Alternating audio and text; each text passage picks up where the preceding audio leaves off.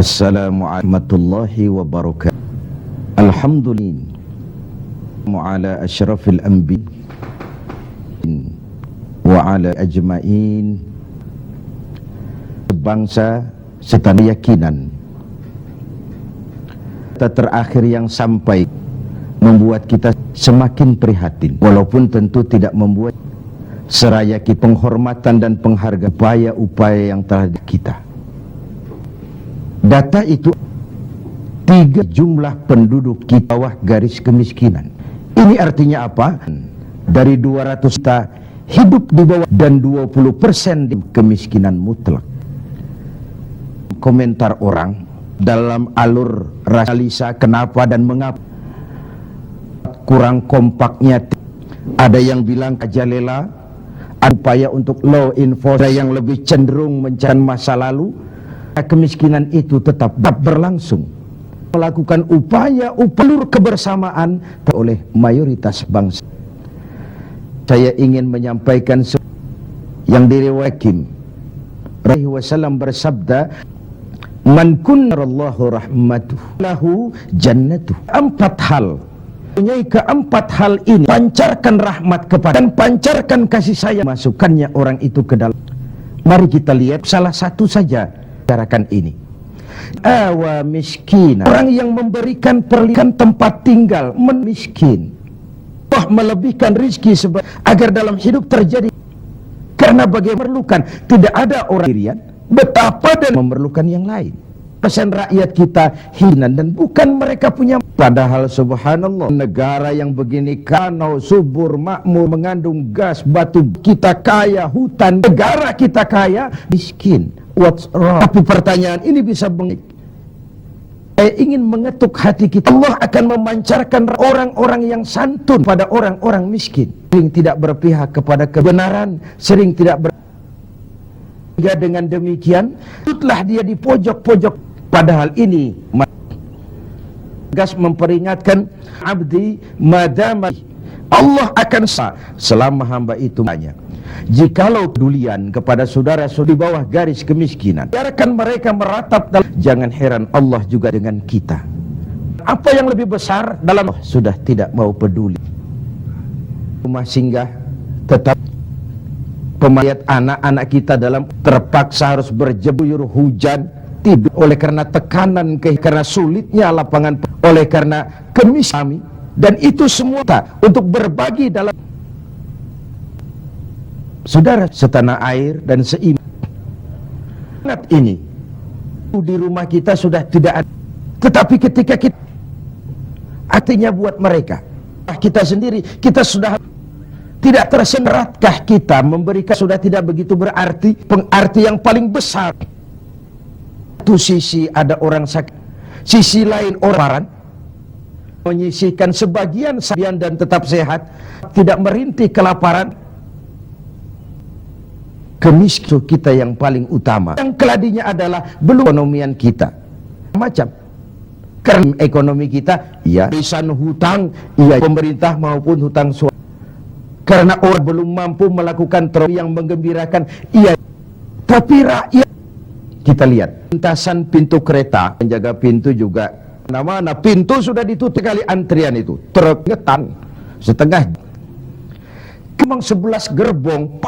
Si sopir truk yang kekeringatan ini saja lama kita menunggu keretanya yang lewat panjang, ada kepuasan batin. Baliknya bayangkan keringatan, kepanasan, antrian mobil itu kereta, begitu lokomotif nyum sopir sialan pas setengah jam kita nunggu. Cuma cara psikologis rakyat kita apa yang mereka bisa yang besar monumental untuk keadaan mereka. Dan rakyat kita menunggu dengan lama, menunggu yang lewat cuma kepala kereta. Mereka merasa sia-sia, haus mencekik leher ketika yang lewat cuma.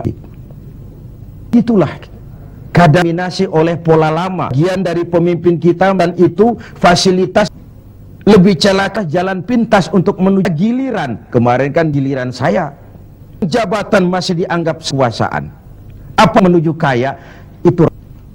Negara ini musim kerja bakti sudah selesai, ini saatnya kita, seluruh komponen bangsa, ya teknokratnya, ya ewannya, ya politisi, ini secara bersama-sama awa miskinan, kepada orang-orang yang miskin, memberikan tempat bernafas, mendidik, memberi kepada anak-anak mereka, yang juga anak-anak kita hak menatap hari esok, punya hak menggantungkan harapan seperti juga anak-anak lain, dan punya cita-cita. Marilah kita semua menyadari hidup ini sebuah putaran, dan jabatan adalah amanah. Nyanyiakan amanah ada lebih jauh dari itu. Apapun yang kita miliki sebuah titipan, titipan, titipan, ilmu, titipan disikapi dengan dua. Titipan harus dijaga baik. Masa ada orang datang ke rumah sebentar, oh silakan, diambil kaca, bempernya penyok, knalpotnya hilang, saya cuma titip. Begitu jabatan kepada kita, nanti diambil jabatan itu, berlum daya, trik, rekayasa, tentu marah, harus bertanggung jawab. Ini tidak dijaga baik-baik. Kalau sudamu, pertanyaan akhirat kau amalkan untuk apa? Diberikan kita pertanyaan akhirat, usiamu kau habiskan tapi diberikan kita harta. Akhirat akan bertanya dua, dapat dari mana kau, depan dan belakangnya, dan kemananya. Itu sebabnya hasibu an tuhasabu, sebelum Allah yang menghitung. Dengan bahasa sekarang, malam-malam ada baiknya kita ini sejak sekarang lihat adegan, bukan tahun sekian grup tanggal sepeleng orang tanpa alasan itu dari semuanya tidak pantas. Sekarang bukan sensor, pemutihan yang kurang jelas masih bisa dapat. Ada alur cerita yang editing, proses editing dimungkinkan sekarang dunia ini. Karena Allah yang memutar film, tidak akan dubbing, ada tinggal pertanggungan. Dari itu seperti sering kita al-yawma la afwahihim wa tashhadu kanu yaksibun. Kami gembok dan kaki mereka akan terhadap apa saja. Depan dia harus dijaga. Yang kedua, tidak boleh membuat orang sombong. Dititipi kok sombong. Rumah saya yang punya mobil teteng membangga-bangga ke mobil mutakhir, ini mobil orang titip. Begitulah kita, titipan. Kenapa ini harta apa mesti sombong? Titipan, kenapa harus titipan? Tidak perlu. Bahkan kalau dia, kata orang Belanda, mimpin adalah jalan, adalah orang yang kesepian dengan berbagai macam aturan, buka perkaranya yang besar, kesepian karena mengorbankan bahkan keluarganya. Presiden, seorang wakil anak, tidak punya ibu, punya paman, yang punya anak, lalu anak-anak itu ikut-ikut. Ini penyakit kita. Memimpin sebagai pemimpin, karena memimpin dan pemimpin pada umumnya sepian. Bakti. Hanya dengan ke atas saya mengingatkan, mari dengan saudara-saudara kemiskinan, tanggung jawab nasional, tapi sebenarnya imannya merasakan tetangga sebelahnya. Karena iman kamu jika kenyang sementara tetangga belum sempurna, begitu kepekaan dijadikan taruhan terhadap nasib orang-orang miskin. Bukan sekedar sebuah, bukan sekedar, tapi sebuah realita. Tangan di atas dan di bawah. Orang kaya Allah ketimbang orang ekonominya lemah, jaringan sosialnya orangmu Allah daripada orang-orangmu. So kalau kita sekaranglah waktunya, jangan biar merintih kelaparan dalam usia sekolah terpak atau di bawah usia, hadapan dengan siklus pendapatan rendah, kemampuan rendah. Kenapa? Karena pendidikan kan rendah. Kenapa? Karena kurang gizi. Kenapa? Biaya hidup tinggi rendah.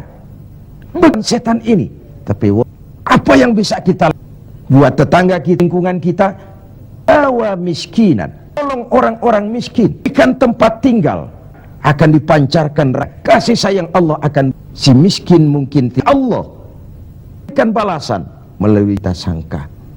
Kita mencari kambing hitam, yang salah tetap salah dengan argumen untuk menegak menang-menangan. Zakalik tidak person menyentuh dan bukan menyentuh. Biarkan hukum, biarkan penat profesional, sementara kan sedikit kelebihan kemampuan. Mari kita untuk mengatasi persoalan berat ini. Yang pertama. Kedua, orang yang akan dapat itu warahimat, orang yang punya sifat yang lemah, orang-orang yang tidak Tadi saya katakan berpihak kepada si miskin dan hukum sering tidak si lemah. Tapi kalau orang besar punya dapat masalah, tim pembelanya itu tim paling miskin dan si lemah terpuruk, hak-hak asasinya siap masih segar dalam ini Pemarsina, Karta, Koran Bernas yang naik ke permukaan 10 Marsinah di Republik. Entah berapa banyak sengkon dan antah beras mengeluh banyak sulit mencari hukum berpihak dan punya uang. Posmen tersendat-sendat uang ternama yang bela ikan lagu maju tak bayar. Masih miskin teradilan asasinya diinjak-injak dan tidak tersentuh sebagai refleksi dari lalu muncul pengadilan tangkap bakar dari ketidakpuasan rakyat ini, di mana rakyat dengan mata telanjang salah hukum cepat-cepat salah orang di situ tumbuhnya keadilan. Begitu berpihak di kalangan elit dia bergening untuk kepentingan mereka dengan label atas nama mewakili rakyat. Kalau di atas namakan kita lebih sering jadi pengalamat karena terjadi untuk aib dan koreng masing-masing memegang kamu bongkar, saya bongkar ngomong, maka kan hukum terseok-seok. Saudara-saudara dan seiman, keberpihak dan tidak berdaya, kita kepengen jadi hero, ini bagian dari ibadah. Of course, lebih kekuasaan memang. Ikut kekuasaan itu gula, semut di sekitarnya. Harta juga gula di sekelilingnya. Sampai sampaikan innad-dini kulliha tabatan wa jalala. Kekuasaan itu di mana-mana, orang yang memilikinya, orang yang menguasainya. Dengan yang tidak punya uang, ya gaya jalannya saja. Yang kerja di bangunan itu kemis sama sabalannya ya gagah. Kenapa? Tapi kalau kemis palsu dan agak nyinyir, wahia ahun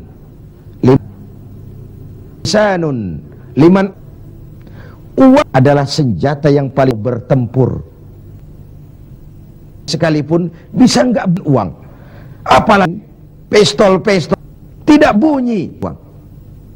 Paling ampuh bagi orang yang mau, dan lisan lidah yang mau bicara dengan menggunakan retorika kan orang masih pun cara lewat semua ya secara anak-anak sering bilang mulus manfus, pepatah Arab fulus mulus manfus. Apakah harus seperti itu?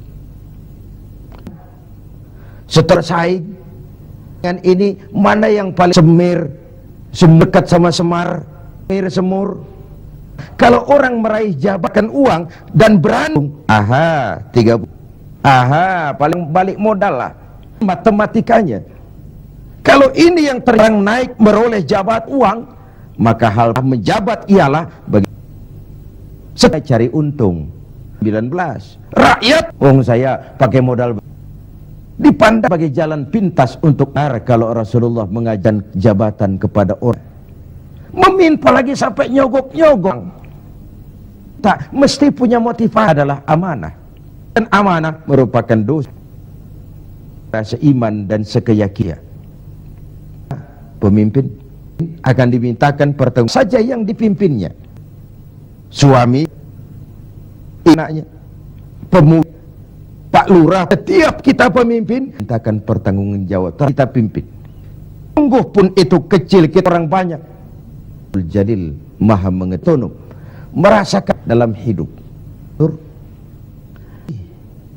Seorang dari 40 orang. Orang ini ada satu orang istimewa dari kiainya. Santri yang lain protes. Kiai, kami ini semua kan santrinya kiai. Kami ngaji sama kiai. Kenapa yang satu itu perhatiannya dilebihkan dari kami? Apa kekurangan kami? Senyum kiai kita ini, lalu bilang, oke, kalau kau mau tahu besok pagi kumpul di sini jam 10. Esoknya jam 10 kumpul 40 santri ini, termasuk yang dapat perhatian istimewa tadi. Anak-anakku, kata Kiai, hari ini saya ingin memberikan pelajaran kepada kalian semua. Masing-masing kalian aku berikan seekor anak ayam dan sebilah pisau. Bertebaranlah kalian dengan anak ayam seekor dan sebilah pisau ini. Cari tempat yang tidak ada yang lihat. Sembelih ayam itu di situ. Cari tempat yang tidak ada yang lihat. Sembelih ayam itu di situ, anak ayam itu. Bertebaranlah santri ini mencari tempat yang dipesan Kiai tadi. Cari tempat yang tidak ada yang lihat. Ada yang masuk ke dalam gua, gelap, tengok kiri kanan tidak ada orang, potong anak ayamnya. Ada yang cari semak belukar, noleh kiri kanan tidak ada orang, potong. Ada yang naik ke gunung tinggi, ada yang ke tepian sungai, macam-macam. Alhasil pada waktu yang ditentukan berkumpullah ke 40 santri ini. Bagaimana? Tanya Pak Kiai kita. Lapor Kiai, sudah kami sembelih semua. Sudah semua, sudah. Majulah santri yang satu ini, yang dapat perhatian lebih ini. Saya, Kiai, kenapa? Saya tidak bisa menyembelih anak ayam yang Kiai berikan tadi. Kenapa? Kenapa tidak kau sembelih? Tadi waktu mau berangkat Kiai pesan, cari tempat yang tidak ada yang lihat, sembelih anak ayam itu di sana. Saya sudah berusaha Kiai. Saya pergi ke gunung yang tinggi, ke lembah yang curam, ke semak belukar, ke hutan belantara, ke dalam gua bahkan. Tetapi kemanapun saya pergi, dimanapun saya berada, Allah tetap melihat Kiai. Saya tidak bisa menyembelih ayam, anak ayam ini seperti pesan Kiai tadi. Kiai senyum, lalu menghadapi 39 santri yang lain. Nah, kau tahu kan kenapa dia lebih istimewa dari kalian semua? Dia punya etika otonom. Dia merasakan kehadiran Allah dekat dalam hidup. Tengoklah dalam upaya memberantas korupsi di negeri ini, berapa banyak tim yang sudah kita bentuk, berapa banyak operasi yang sudah kita lancarkan. Entah yang namanya operasi kilat, operasi Raja Wali, operasi Halilintar, operasi Gledek. Tim ini, tim itu, tim ini, tim itu. Ketika terbentur gunung, timnya bubar, operasinya selesai. Sementara korupsi tetap berjalan. Mari kita kembali kepada nurani.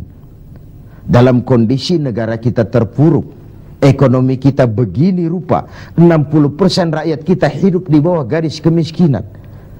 Masih bisakah kita menyalahgunakan jabatan untuk kekayaan pribadi? Masih maukah kita memperkaya kelompok sendiri dengan menyia-nyiakan rakyat banyak? Masih tegakah kita bermain-main dengan hukum? Kita tahu sesuatu itu benar tapi terus kita injak. Kita tahu sesuatu itu salah tapi terus kita kerjakan. Kita tahu sesuatu itu benar tapi kita tidak berupaya membelanya. Benar kalau Rasulullah sallallahu alaihi wasallam pernah mengajarkan sebuah doa, Allahumma arinal haqqa haqqa warzuqna ittiba'ah wa arinal batila batilan warzuqna ijtinabah. Ya Allah, tunjukkan kepada kami bahwa yang benar itu adalah benar. Berikan kami kemampuan, kekuatan, kemauan untuk membela, mengikuti yang benar itu. Tunjukkan juga kepada kami bahwa yang salah itu salah. Berikan kami kekuatan, keberanian, kemampuan, kemauan untuk menjauhi yang salah itu. Ini artinya apa? Banyak orang tahu sesuatu itu benar, tapi dia tidak berdaya mengatakan itu benar. Dia tidak punya kekuatan untuk membela yang benar. Dia tidak punya kemauan untuk menyampaikan yang benar. Sebagaimana banyak juga orang tahu sesuatu itu salah, batil, zalim, tidak benar, inkonstitusional, tapi dia tidak punya daya, kekuatan dan kemampuan untuk menghindari yang tidak benar itu. Yang terjadi kemudian di masyarakat adalah kerancuan. Bisa saja terjadi yang benar dianggap batil, yang batil menjadi hak, yang halal dikatakan haram, yang haram menjadi halal, atau setidaknya disamarkan. Kerancuan nilai ini membuat masyarakat menjadi tidak menentu. Oleh sebab itu, keberpihakan kepada yang lemah seperti dianjurkan dalam hadis ini, wa rahimat dhaif, orang yang bersifat kasih sayang kepada orang-orang yang lemah. Selain ada pula versi hadis Nabi yang menyatakan, irhamu salasatan minan nas, kasihanilah 3 macam manusia. Dikasihani siapa? Pertama, azizan zalla, orang terhormat yang jatuh hina, pejabat tinggi yang pensiun, terkena post power syndrome. Itu kalau tidak kuat mentalnya, mengalami semacam frozen emotional attitude. Dan itu yang masih menghinggapi para birokrat kita sekarang. Dengar mau ada mutasi, gerasak gerusuk, cari orang pinter, cari mbah. Sholatnya masih menghadap Allah, tapi urusan kayak begini, cari orang pintar, cari mbah. Jadi iyyaka na'budu wa mbah nasta'in. Ini kan tidak konsisten, mukhtalid, mencampur aduk yang hak dengan yang batil. Akhirnya segala macam cara diusahakan. Dia merawat jabatannya bukan dengan prestasi kerja yang baik, bukan dengan kondite karena memang melaksanakan tugas dengan sebagaimana mestinya, tapi banyak melakukan nyenangi atasan, suap sana, semir sini, semur situ. Azizan zalla, orang terhormat yang jatuh hina, terkena post power syndrome, tidak sadar hidup ini kok cuma nunggu giliran kan. Ada saat datang, ada waktu pergi, ada hari lahir, ada saat kembali, ada waktu dilantik, ada saat menyerahkan jawatan. Wa tilkal ayyamu nudawiluha bainan nas, hari itu kami putar di antara manusia. Apa yang kekal? Yang tetap adalah perubahan. Perubahan itulah yang tetap itu. Ini yang pertama. Yang kedua, ghaniyan qad iftaqara, orang kaya yang jatuh miskin. Ini kalau tidak kuat mentalnya bisa gila. Hidup serba ada, sama dengan pejabat tinggi. Datang dihormati, kemana-mana dikawal, tiba-tiba pensiun nongkrong di warung Tegal nggak ada yang negor. Kalau tidak kuat mentalnya, dia bisa sableng.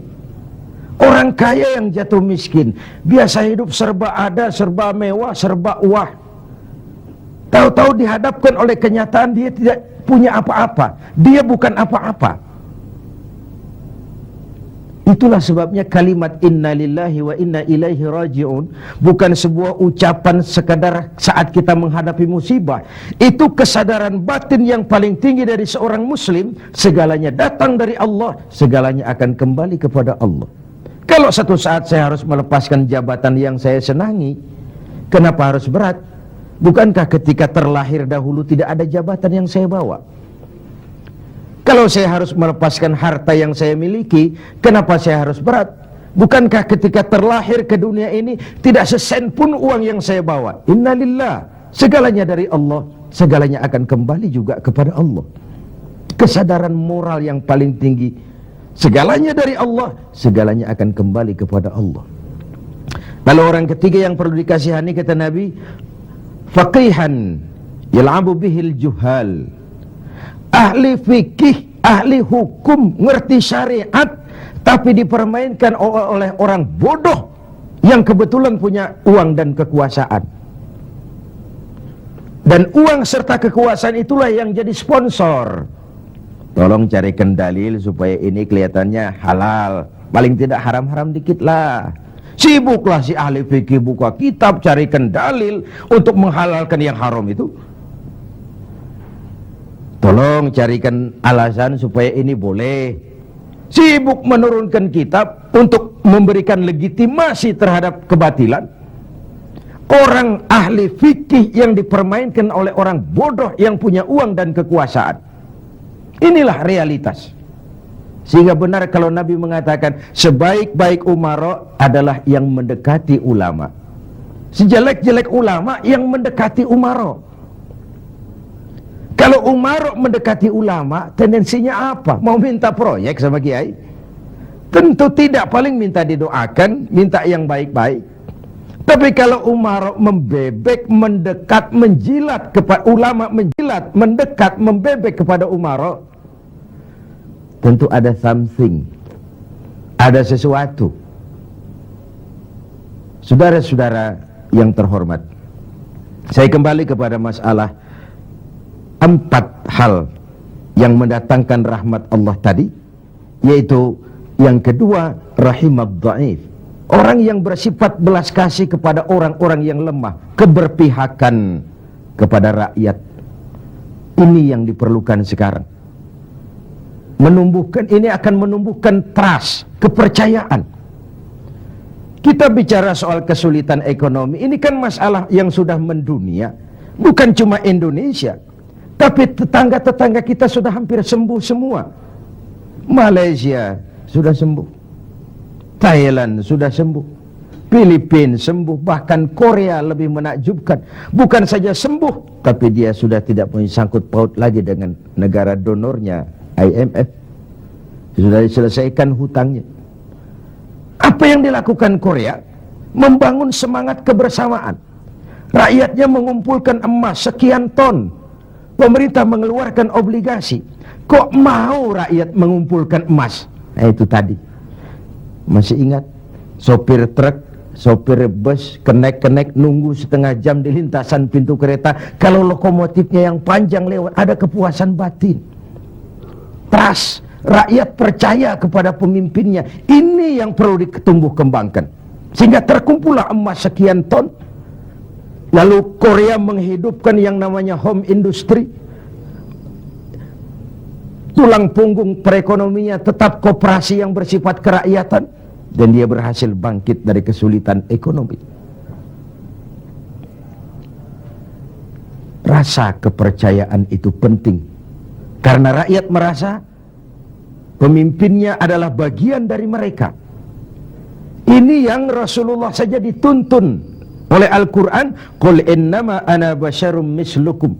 Katakan kepada mereka Muhammad, aku manusia seperti kau, seperti kalian semua. Apa artinya ini? Jangan menempatkan dirimu di atas yang lain.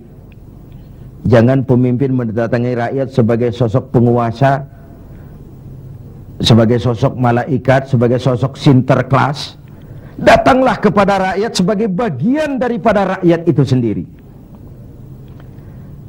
Saya tertarik dengan ungkapan Presiden Republik Rakyat Cina pada saat dilantik. Apa katanya? Berikan kepada saya 100 peti mati.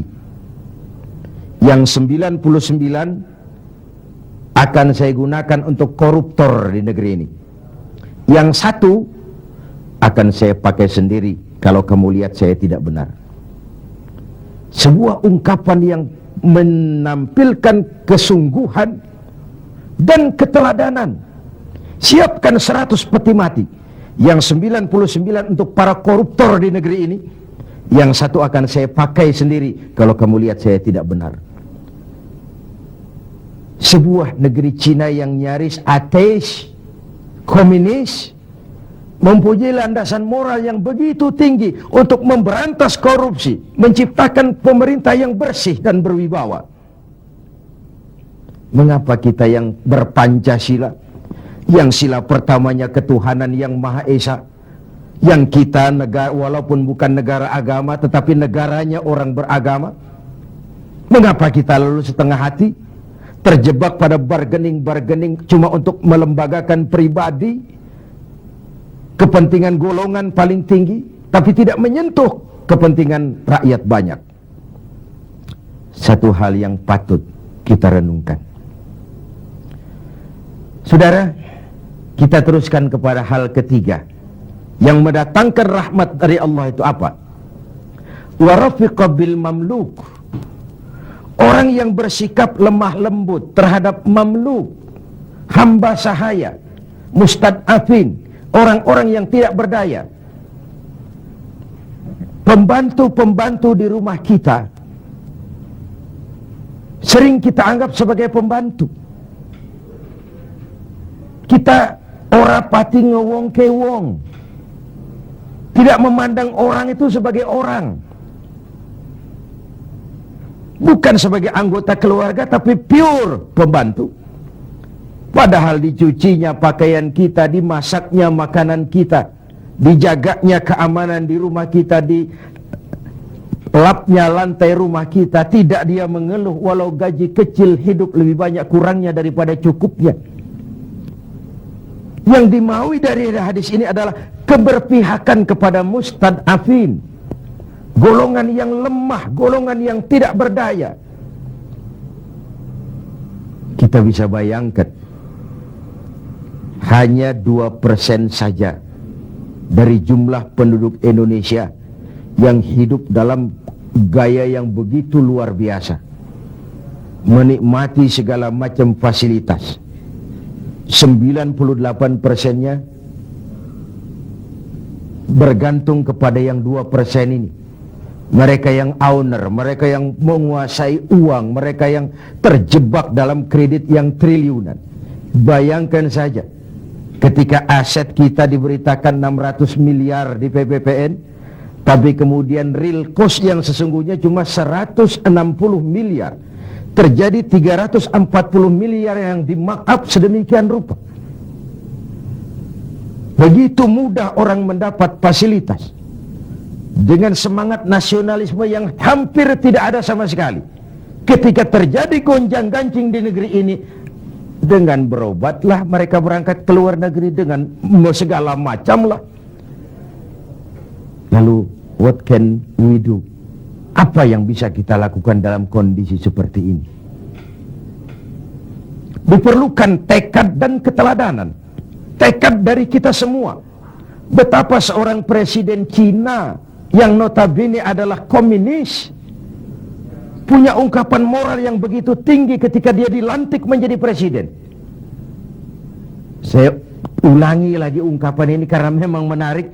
Berikan aku 100 peti mati, yang 99 akan aku gunakan buat koruptor, yang satu aku pakai sendiri kalau kau lihat aku tidak benar. Ini kan senapas benar dengan pidato pelantikan Abu Bakar As-Siddiq, Umar ibn al-Khattab. Kalau kau lihat aku benar, bantulah aku. Kalau kau lihat aku salah, tegurlah aku. Abu Bakar dengan tawadunya mengatakan, inni wullitu alaikum walastu bi khairikum. Aku telah dipilih untuk memimpin kalian, padahal aku bukan orang yang terbaik di antara kalian. Kalau kau lihat aku benar, bantulah. Kalau kau lihat aku salah, tegur. Dan Sayyidina Umar dengan jujur juga menjawab, aku akan menegurmu dengan pedangku. Artinya apa? Jangan main-main dengan jabatan, jangan main-main dengan jadi pemimpin. Sekedar kepengen dihormati, sekedar kepengen hidup dengan segala macam fasilitas yang serba wah, kemana-mana dikawal orang, dihormati, cuma sebatas itu. Lalu tidak punya konsep ke depan membawa rakyat keluar dari kesulitan. Saudara-saudara sebangsa, setanah air dan seiman yang berbahagia. Warafiqa bil mamluk, orang yang bersikap lemah lembut kepada orang-orang yang dalam kekuasaan orang lain. Budak sahaya, para pembantu, tenaga-tenaga kerja level bawah. Kita bersyukur kalau kita ke Korea, kita ke Hong Kong, tenaga-tenaga kerja kita masih memasuki pasaran menengah. Tapi di beberapa negara lain yang kita kirim tenaga kerja lapangan ke bawah, itu kan potret dari SDM kita yang saya katakan berbentuk lingkaran setan, siklus. Bagaimana kita berharap mendapat pendapatan yang tinggi kalau prestasi kerja kita rendah? Bagaimana prestasi kerja mau tinggi kalau dasar pendidikannya rendah? Bagaimana pendidikan mau tinggi kalau gizi menu yang dimakan juga kalorinya rendah. Bagaimana mau mendapat menu kalori dan gizi yang tinggi kalau daya beli lemah? Bagaimana daya beli mau kuat kalau pendapatan juga rendah? Berputar di sekitar itu. Oleh karenanya dituntutlah kepekaan dalam situasi sekarang. Sulit-sulitlah, siapa yang tidak sulit? Yang kaya saja mengeluh, konon yang miskin. Yang masih punya kerjaan saja mengeluh, konon lagi yang sama sekali saja mengeluh, konon yang miskin. Yang masih punya kerjaan saja mengeluh, konon lagi yang sama sekali tidak punya kerjaan. Hopeless, homeless. Dan ini kesulitan kita bersama. Mari kita berbagi. Wallahu fi auni al-'abdi madama al-'abdu fi auni akhi. Allah akan selalu menolong seorang hamba selama hamba itu masih mau menolong saudaranya.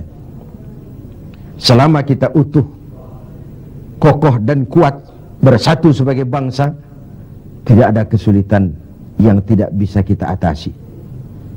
Hutang-hutang kita, paling tidak kita bisa minta rescheduling, debt rescheduling, penjadwalan ulang. Terlalu riskanlah kalau kita minta pemutihan, karena itu memberikan pengumuman bahwa negeri kita bangkrut. Debt rescheduling. Sumber daya alam kita masih memadai.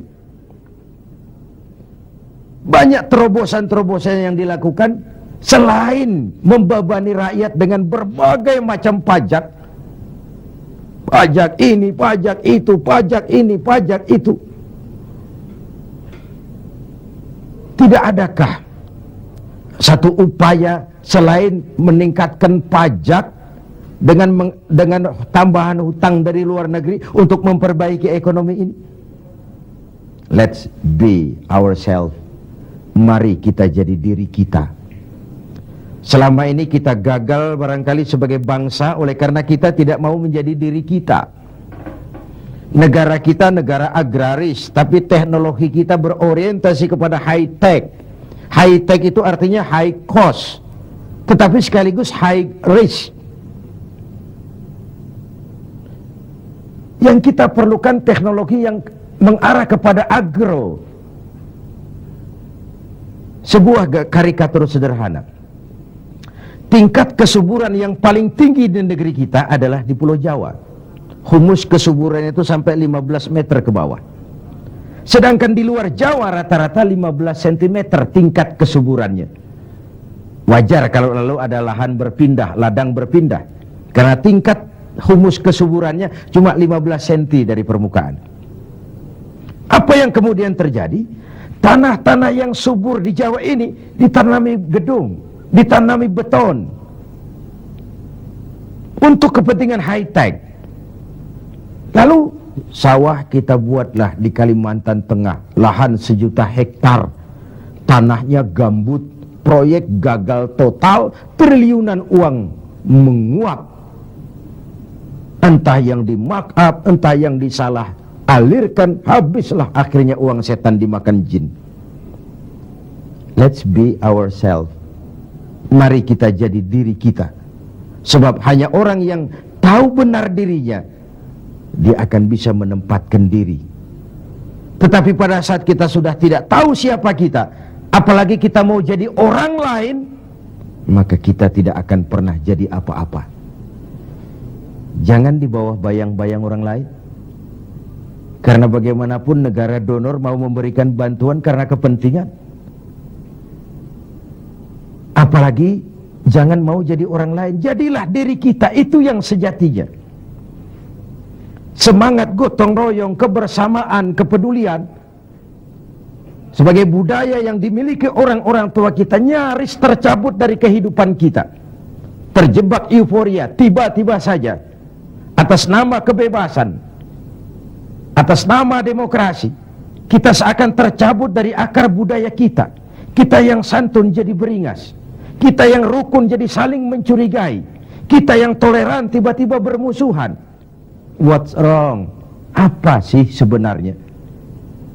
Siapa melawan siapa? Siapa nyurigai siapa? Siapa membunuh siapa? Kita anak-anak bangsa satu tubuh yang lahir dari rahim Ibu Pertiwi. Pada layaknya menghadapi kesulitan-kesulitan seperti ini, kita bahu-membahu. Saya ingat almarhum Panglima Besar Sudirman punya ungkapan, tidak ada kemenangan kalau tidak ada kekuatan. Tidak ada kekuatan kalau tidak ada persatuan dan kesatuan. Tidak mungkin terwujud persatuan dan kesatuan tanpa semangat silaturahmi. Mau menang kita keluar dari kesulitan besar ini, harus kuat. Mau kuat kita harus bersatu. Mau bersatu kita, hidupkan budaya silaturahmi. Islah kata orang sekarang, rekonsiliasi bahasa kerennya. Tidak hanya pada saat memang ada benih-benih disintegrasi, tapi dalam kondisi yang normal. Silaturahmi dilakukan dalam posisi kita sebagai bagian dari rakyat kita. Rakyat memilih pemimpinnya bukan cuma untuk membuka, meresmikan, berkunjung, meresmikan, membuka, meresmikan, berkunjung. Rakyat memberikan amanah kepada kita untuk mengubah keadaan ini, membawa mereka ke arah kehidupan yang lebih pasti dan lebih baik. Saudara-saudara seiman, hal keempat, terakhir, yang mendatangkan rahmat dari Allah adalah wa anfaqa 'alal walidain. Orang yang membelanjakan hartanya untuk kedua orang tuanya. Pada skala yang makro, bagaimana generasi muda menghormati generasi tuanya. Satu hal yang pasti, orang-orang tua kita pernah muda, dari kita belum pernah tua. Artinya apa? Paling tidak kita bisa menimba pengalaman. Hidup adalah mata rantai yang berkaitan. Sebuah sukses besar mestilah berangkat dari hal-hal sebelumnya. Listrik yang ditemukan Edison, Thomas Alva Edison, mungkin tidak secanggih listrik sekarang. Tapi kapanpun orang bicara listrik, Thomas Edison juga yang kita ingat. Orang-orang tua kita yang telah berjasa membangun negeri ini dengan keringat, air mata, darah, dan nyawa. Hanya bangsa yang besar yang bisa menghargai para pahlawannya. Hanya generasi terhormat yang bisa menghormati orang-orang sebelumnya. Hidup mata rantai yang saling berkaitan. Betapapun hebatnya kita sekarang, kita tetap merupakan produk dari masa lalu. Itu pada skala makro. Pada skala mikronya, menghormati ibu bapak. Tidak ada bahagia bisa ditegakkan tanpa restu keduanya. Dalam hidup kita sering berziarah ke makam-makam yang kita anggap keramat. Tapi sadarkah kita, keramat hidup itu ada di rumah kita, ibu dan bapak kita. Doanya mustajab, sumpahnya pun manjur. Sehingga Nabi ingatkan, ridallah fi ridal walidain, wa sukhtullah fi sukhtil walidain. Ridho Allah dalam keridhaan ibu bapak, murka Allah juga dalam murka ibu dan bapak. Agama mengenal kisah Jurais, budaya bangsa kita mengenal kisah Simalin Kundang. Sebuah potret, tidak ada bahagia bisa ditegakkan tanpa restu dari ibu dan bapak. Ada orang mengungkapkan, kalau orang tua kaya, anak jadi raja. Kalau anak yang kaya, orang tua sering jadi budak. Sukses anaknya di ibu kota, ayolah Pak ikut saja ke Jakarta, Mak ikut saja ke Jakarta. Sudahlah tinggal saja di rumah, diam saja, nggak usah kerja apa-apa. Biasa di desa dengan segala aktivitas, begitu ke Jakarta diam, kan tidak enak juga orang tua. Akhirnya mulai nyapu-nyapu halaman. Akhirnya tidak enak lagi, mulai bantu-bantu ngepel. Dan begitu seterusnya. Berapa banyak pun uang kita belanjakan untuk membahagiakan ibu dan bapak, tidak akan pernah sanggup menebus air susu ibu yang kita minum. Ayah yang pergi pagi pulang petang, peras keringat, banting tulang, kehujanan dan kepanasan untuk membesarkan dan mendidik kita supaya jadi orang. Sering setelah jadi orang, lupa kacang akan kulitnya. Saudara-saudara sebangsa dan setanah air yang berbahagia, mudah-mudahan 4 hal yang saya sampaikan pada hadis yang diriwayatkan oleh Al-Hakim ini menjadi sumbangan moral untuk lebih meningkatkan kepedulian dan ikut andil dalam memberikan solusi bagi bangsa dan negara tercinta ini. Jumpa lagi di lain kesempatan. Usikum wa nafsi bitaqwallah. Wassalamualaikum warahmatullahi wabarakatuh.